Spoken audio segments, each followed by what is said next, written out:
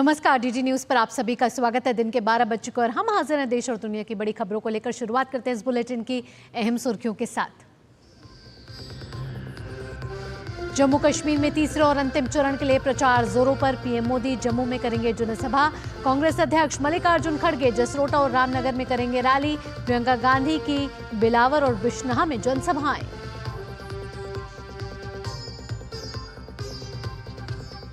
हरियाणा चुनाव के लिए सभी दलों ने प्रचार में झोंकी ताकत। पीएम मोदी अब से कुछ देर बाद हिसार में करेंगे जनसभा। Congress, AAP, JJP, Basapa, Indian National Lokdal के नेताओं की चुनावी रैली जारी।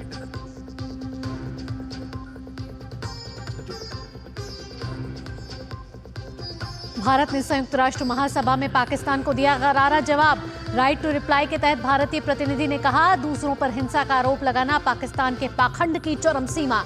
आतंकवाद का इस्तेमाल कर पाकिस्तान ने की जम्मू कश्मीर में चुनाव को बाधित करने की कोशिश।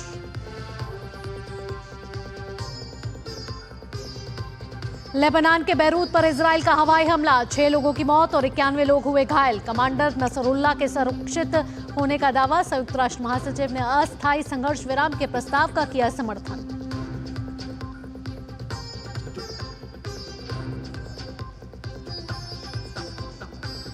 और कानपुर टेस्ट का दूसरा दिन भी बारिश से प्रभावित। अभी तक शुरू नहीं हो सका मैच। कल पहले दिन बारिश से प्रभावित मैच में बांग्लादेश ने 3 विकेट पर बनाए थे 107 रन।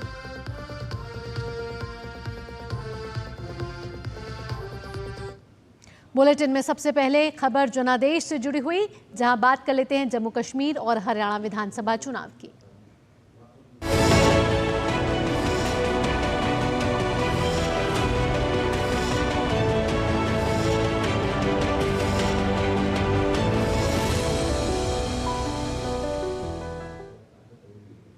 जम्मू कश्मीर में विधानसभा चुनाव के तीसरे और अंतिम चरण के लिए चुनाव प्रचार जोरों पर है।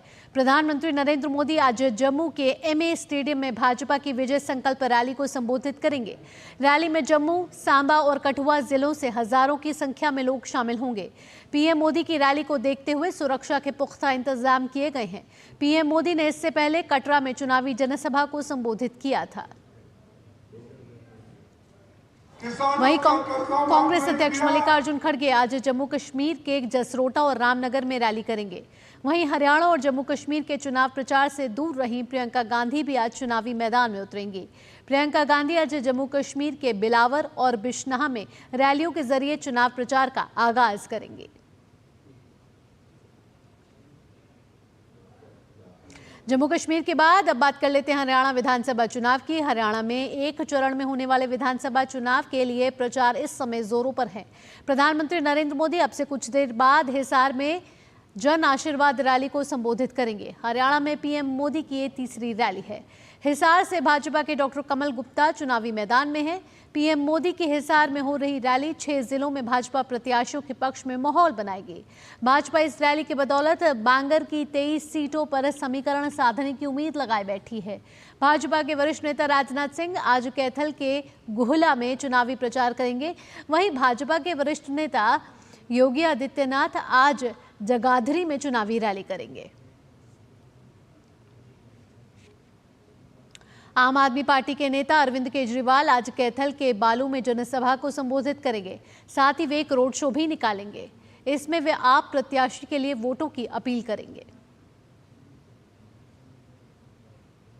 हरियाणा विधानसभा चुनाव के लिए कांग्रेस ने आज चंडीगढ़ में घोषणा पत्र जारी किया। चंडीगढ़ में पूर्व मुख्यमंत्री भूपेंद्र सिंह हुड्डा, कांग्रेस प्रदेश अध्यक्ष उदय भान, कांग्रेस के चुनाव पर्यवेक्षक और राजस्थान के पूर्व मुख्यमंत्री अशोक गहलोत समेत राज्य के अन्य वरिष्ठ नेता मौजूद रहे। 40 पेज के घोषणा पत्र में कांग्रेस ने लोगों को 25 लाख तक का मुफ्त इलाज, महिलाओं को हर महीने 2000 रुपए देने का वादा किया है। हरियाणा प्रदेश कांग्रेस कमेटी का घोषणा पत्र जारी हुआ है। हमने उसमें हाथ बदलेगा हालात मेन उसमें लोगो हमारा लगा है।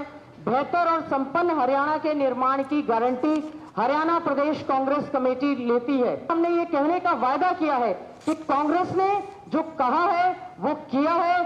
कांग्रेस के जो वायदे हैं वो पक्के इरादे हैं और वो हमारी गारंटी है।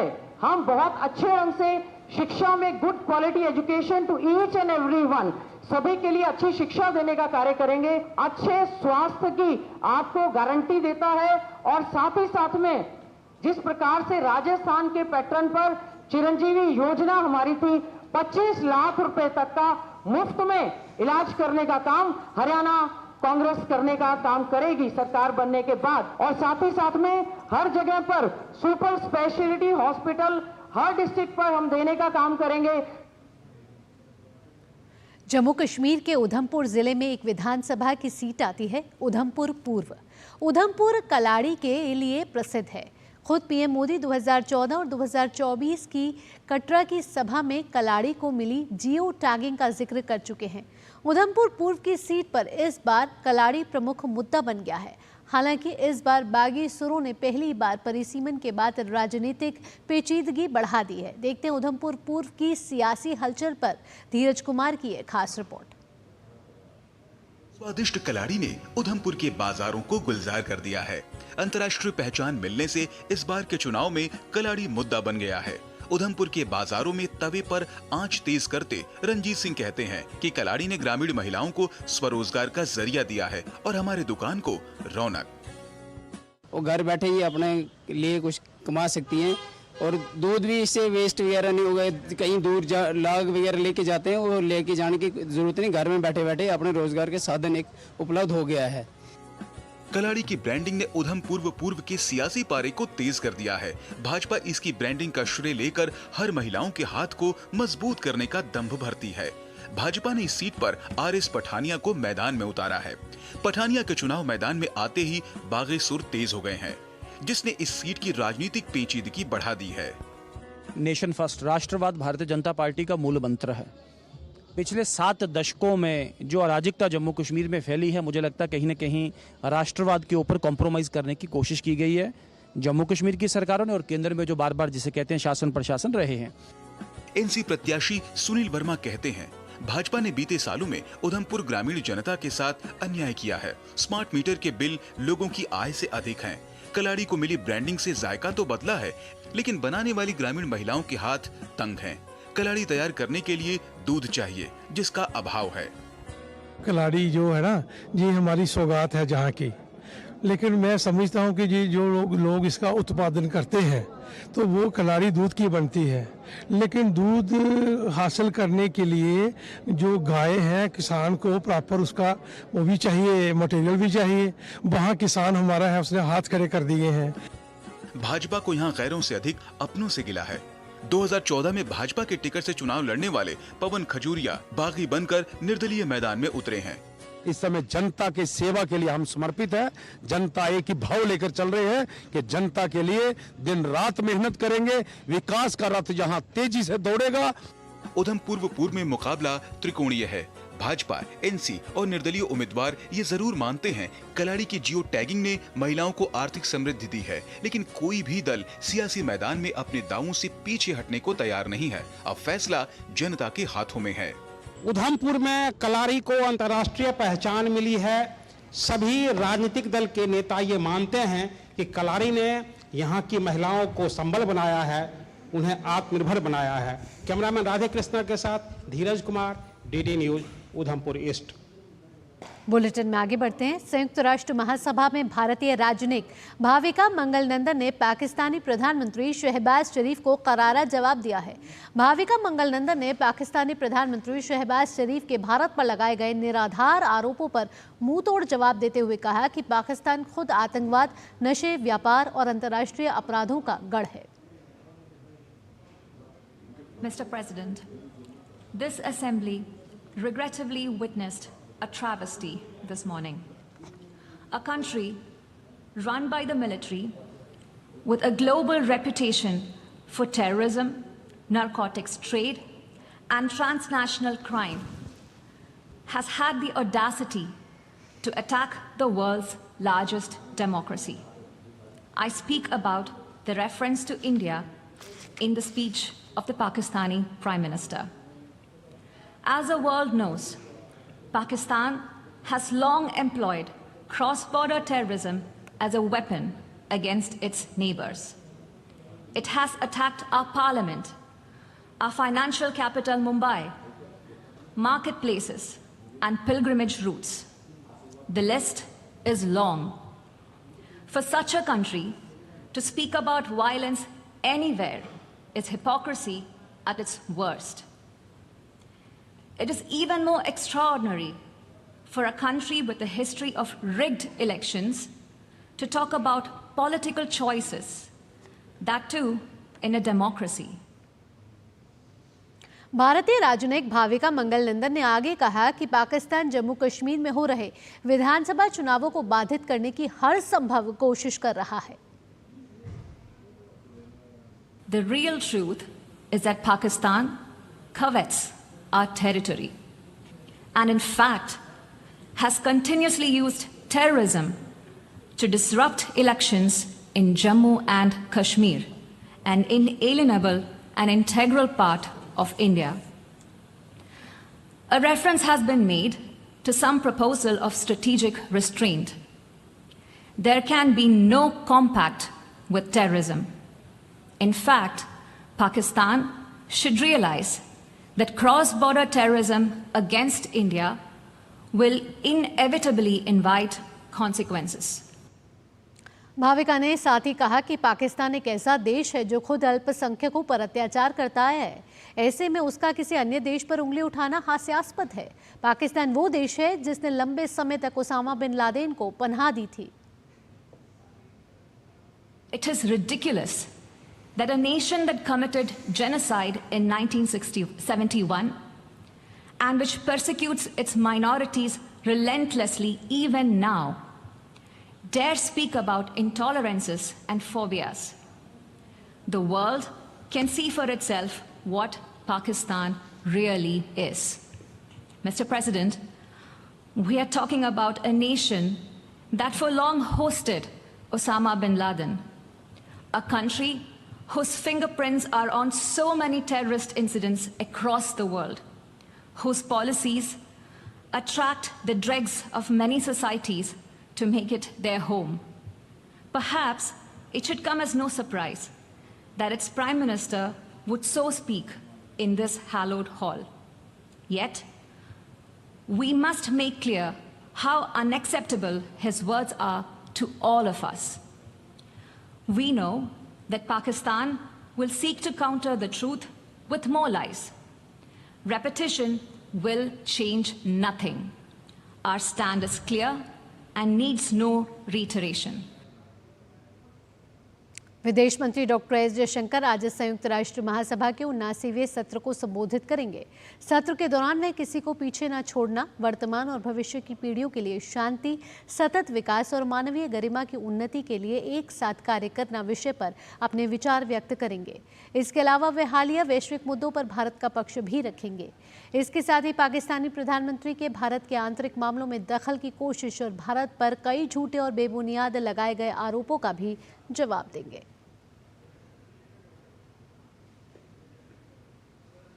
अमेरिका के न्यूयॉर्क स्थित भारतीय महावाणिज्य दूतावास ने overseas citizenship of India card धारकों पर प्रतिबंध की सूचना को पूरे तरीके से गलत बताया है। भारतीय महावाणिज्य दूतावास ने इन खबरों को निराधार बताते हुए कहा कि हाल ही के दिनों में ओसीआई कार्ड धारकों के लिए कोई नया बदलाव नहीं किया गया है। साथ ही दूतावास ने यह भी स्पष्ट किया है कि ओसीआई कार्ड धारकों के अधिकारों के संबंध में 4 मार्च 2021 को जारी गजट अधिसूचना के प्रावधान लागू रहेंगे। साथ ही किसी भी भ्रम की स्थिति से निपटने के लिए प्रवासी सदस्यों से अनुरोध है कि वे इस वेबसाइट पर जाएं।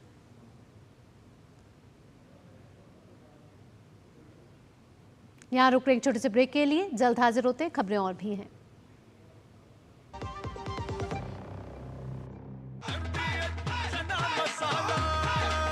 अब छोलिया हो या लोबिया, सफेद चने या काले चने, सब कुछ मजेदार बने। बेटियां घर की रौनक हैं। बेटियां घर संवारती हैं। बेटियां पीढ़ियां सजाती हैं। बेटियां घर की बुनियाद कहलाती हैं। बेटियों को सलाम करता है मोंगिया स्टील, स्टील का बादशाह। मुथूट फाइनेंस से गोल्ड लोन लेते हुए कोई डाउट नहीं है, क्योंकि यहाँ है पूरी ट्रांसपेरेंसी, 100% भरोसा और सुरक्षा। तभी तो मुथूट फाइनेंस है भरोसा इंडिया का। तो गोल्ड लोन लेने के लिए कॉल करें 1-800-313-1212।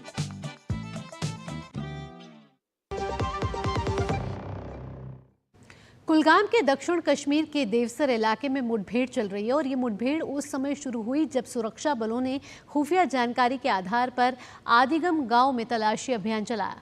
इस दौरान संयुक्त सुरक्षा बलों ने पूरे इलाके को घेर लिया और घर घर तलाशी शुरू की।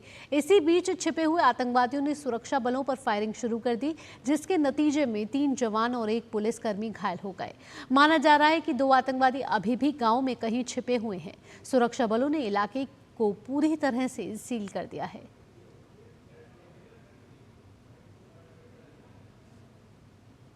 खबर तमिलनाडु से आ रही है। तमिलनाडु के विरुधुनगर फैक्ट्रियों में विस्फोट का सिलसिला जारी है। विरुधुनगर जिले के सत्तूर के पास कंडास्वामी की एक पटाखा फैक्ट्री में आज सुबह विस्फोट हो गया। इस विस्फोट की आवाज सत्तूर के 15 किलोमीटर से अधिक दायरे तक सुनाई दी। पटाखा फैक्ट्री में लगातार 1 घंटे से अधिक समय तक पटाखे फटते रहे। घटनास्थल पर अग्निशमन दल राहत और बचाव कार्य के लिए मौजूद रहे। आपको बता दें कि विरुधुनगर के पटाखों को केंद्र के रूप में जाना जाता है और यहाँ देश के 90% से अधिक पटाखों का उत्पादन होता है।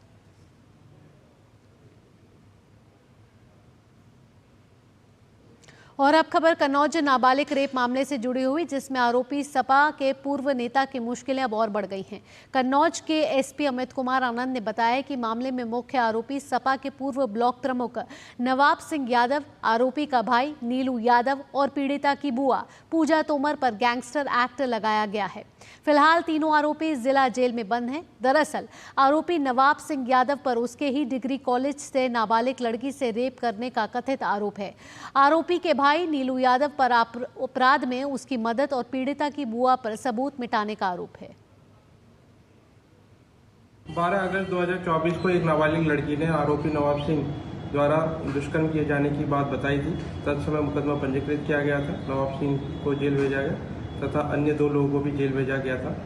आज नवाब सिंह व उसके भाई नीलू यादव और एक महिला अभियुक्ता पूजा तोमर पे गैंगस्टर एक्ट का मुकदमा पंजीकृत किया गया है और विधिक कार्रवाई की जा रही है। दिल्ली के पूर्व मुख्यमंत्री अरविंद केजरीवाल बहुत जल्द मुख्यमंत्री निवास छोड़ देंगे। उनके नए घर की तलाश की जा रही है। केजरीवाल ने पिछले हफ्ते बताया था कि नवरात्र शुरू होते ही वो मुख्यमंत्री निवास छोड़ देंगे, जिसके बाद से केजरीवाल को पार्टी के कई नेता अपने घर की भी पेशकश कर रहे हैं। लेकिन केजरीवाल अपने निर्वाचन क्षेत्र के आसपास ही घर ढूंढ रहे हैं, जिससे वो अपने क्षेत्र पर ध्यान केंद्रित कर सके। अरविंद केजरीवाल ने सुप्रीम कोर्ट से जमानत मिलने के बाद 17 सितंबर को मुख्यमंत्री पद से इस्तीफा दे दिया था। दिल्ली के राम मनोहर लोहिया अस्पताल ने डेंगू वैक्सीन के तीसरे चरण के परीक्षण की शुरुआत कर दी है। इस वैक्सीन को पैनिकिया बायोटेक और आईसीएमआर ने विकसित किया है। यह परीक्षण देश भर के 19 परीक्षण स्थलों पर हो रहा है। इन परीक्षण स्थलों में से एक है दिल्ली का राम मनोहर लोहिया अस्पताल। इस परीक्षण में सामुदायिक चिकित्सा, सूक्ष्मजीव विज्ञान, बायोकेमिस्ट्री, पैथोलॉजी और चिकित्सा जैसे कई विभाग शामिल हैं। आईसीएमआर एनएआरआई टीम के साथ एनआईवी की टीम प्रशिक्षण दे रही है। आपको बता दें कि कल 27 सितंबर से स्वस्थ वयस्कों में ट्रायल की शुरुआत हो चुकी है। आरएमएल अस्पताल में इससे पहले एचआईवी वैक्सीन के लिए भी क्लिनिकल ट्रायल किया गया है। और अब बात मौसम की। मौसम विभाग ने आज उत्तर प्रदेश में बहुत तेज बारिश का अनुमान व्यक्त किया है। विभाग ने आज महाराष्ट्र, गुजरात, उप हिमालय, पश्चिमी बंगाल, सिक्किम और बिहार में अलग अलग स्थानों पर और असम और मेघालय में तेज वर्षा का अनुमान व्यक्त किया है। वहीं मध्य महाराष्ट्र, गुजरात और उत्तराखंड में भी तेज बारिश की संभावना है। दक्षिण भारत में तमिलनाडु, पुदुचेरी, केरल, कराईकल और माहे में भी कल ये हालात रहेंगे। इस बीच मौसम विभाग ने अगले 2 से 3 दिनों के दौरान हिमाचल प्रदेश, पंजाब, हरियाणा, चंडीगढ़, दिल्ली, राजस्थान और पश्चिमी उत्तर प्रदेश में हल्की से मध्यम बारिश का भी अनुमान व्यक्त किया है। बिहार में बाढ़ का संकट गहराता हुआ नजर आ रहा है। कोसी ने एक बार फिर रौद्र रूप धारण कर लिया है। नेपाल में भारी बारिश आने के बाद कोसी बराज में 6.81 क्यूसेक पानी छोड़ा जा सकता है, जो कि करीब 56 सालों में सबसे ज्यादा है। बिहार के सुपौल सहित सहरसा, मधेपुरा, दरभंगा, मधुबनी, खगड़िया, भागलपुर और कटिहार जिलों में बसे लोगों के लिए खतरा पैदा हो गया है। राज्य सरकार ने संबंधित जिला अधिकारियों के लिए हाई अलर्ट जारी कर दिया है। मौसम विभाग ने बिहार में अगले 4 दिनों में भारी बारिश का अलर्ट भी जारी किया है। प्रधानमंत्री नरेंद्र मोदी ने स्वतंत्रता सेनानी अमर शहीद भगत सिंह को उनकी जन्म जयंती पर नमन किया है। पीएम ने सोशल मीडिया प्लेटफॉर्म एक्स पर लिखा है कि मातृभूमि के स्वाभिमान की रक्षा के लिए अपना जीवन बलिदान करने वाले अमर शहीद भगत सिंह को उनकी जन्म जयंती पर शत-शत नमन। प्रधानमंत्री ने शहीद आजम को नमन करते हुए एक वीडियो भी साझा किया है। आइए आपको दिखाते हैं। मैं समस्त देशवासियों के साथ साहस और वीरता की प्रतिमूर्ति शहीद वीर भगत सिंह को नमन करता हूं। अपने जीवन की चिंता किए बगैर भगत सिंह और उनके क्रांतिवीर साथी ऐसे साहसिक कार्यों को अंजाम दिया जिनका देश की आजादी में बहुत बड़ा योगदान रहा।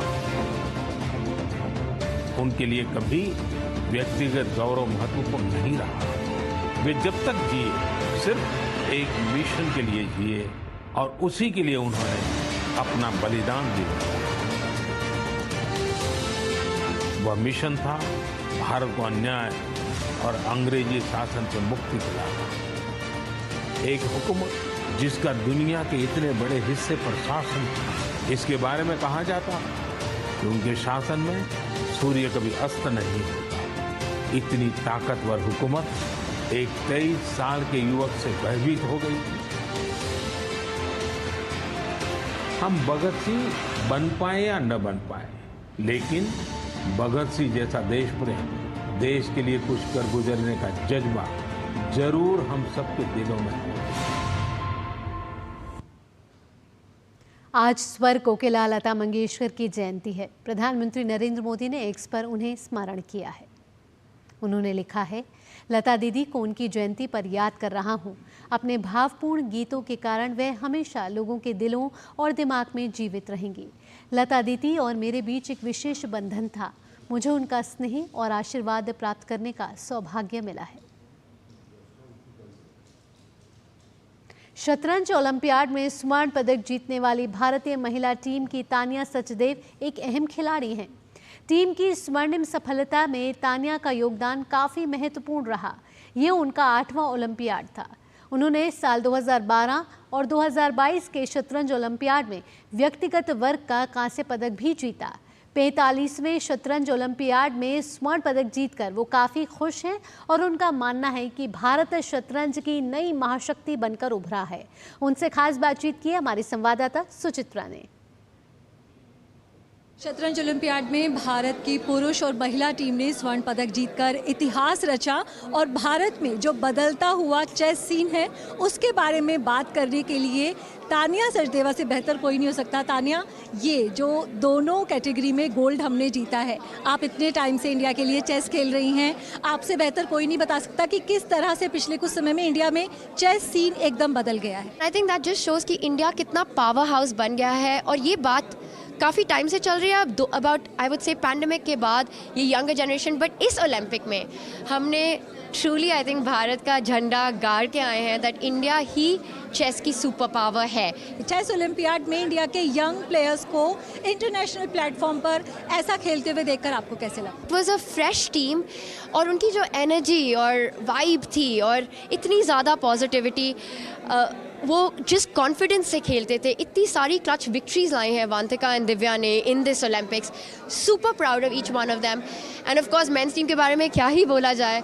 3 candidate players, 1 player who is almost 2800, her player ने इतना बढ़िया खेला and I think these youngsters will inspire the next generation, but right now it's their time. शतरंज में सिर्फ भारत और चीन 2 ही ऐसी अब टीम हैं कि जिन्होंने दोनों सेक्शन में गोल्ड जीता है। तो आपका पूरा अनुभव कैसा रहा? जिस तरह की लाइमलाइट मिल रही थी, जिस तरह को इंडिया को वहाँ पर एक सुपर पावर के रूप में देखा जा रहा था। आई थिंक वुमेन टीम में हमारा बहुत अच्छा रन चला। शुरू में हम 7 मैचेस जीते, फिर बीच में we had a setback, but that is the beauty of sports and I think ये बहुत ही इंक्रेडिबल मोमेंट था, बिकॉज जो हमारी टीम ने रेजिलियंस और कमबैक दिया उसके बाद, I think a true sign of champions. The way each player played, very very big moment and really shows the champions mentality, how every match was played for a win. Bharat में इतने युवा जो हैं शतरंज खिलाड़ी निकल कर आ रहे हैं और बड़े बड़े खिलाड़ियों के सामने बिना किसी दबाव के जिस तरह से खेल रहे हैं, और विश्वनाथन आनंद की जो भूमिका है एक रोल मॉडल के रूप में, उसे किस तरह से देखा? जो हमने बुडापेस्ट में देखा, जो हमने इस चेस ओलंपिक में देखा, वो उनकी वजह से हुआ है. और हम सब ये विन आई थिंक उनको डेडिकेट भी करते हैं. उन्होंने इतना कुछ किया, हम सबको अपने वे में इतना इंस्पायर किया है.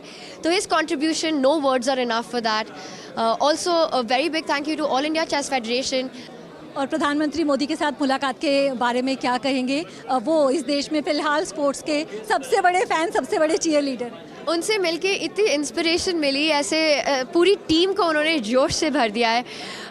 बहुत बहुत मज़ा आया, इतनी सारी बातें की, उनसे इतना सीखने को मिला. और उनका जो लगाव है स्पोर्ट्स के साथ, हर खेल के साथ, और आई थिंक एथलीट्स के साथ, वो इतना ईजिली सामने आता है. उनको चेस में भी इतना इंटरेस्ट था. बहुत ही पर्सनल मीटिंग लगी और it really left us even more motivated and inspired to give our more and to give our best. तो तान्या सचदेव को यही उम्मीद है कि भविष्य में भी भारतीय टीम और भारतीय शतरंज खिलाड़ी इसी तरह से शानदार प्रदर्शन करते रहेंगे, उपलब्धियां हासिल करते रहेंगे. कैमरा पर्सन आलोक के साथ सुचित्रा, डीडी न्यूज़, दिल्ली. इसी के साथ इस बुलेटिन में इतना ही. देश और दुनिया की बड़ी और अहम खबरों के लिए आप देखते रहिए डीडी न्यूज़. मुझे दीजिए अनुमति. नमस्कार.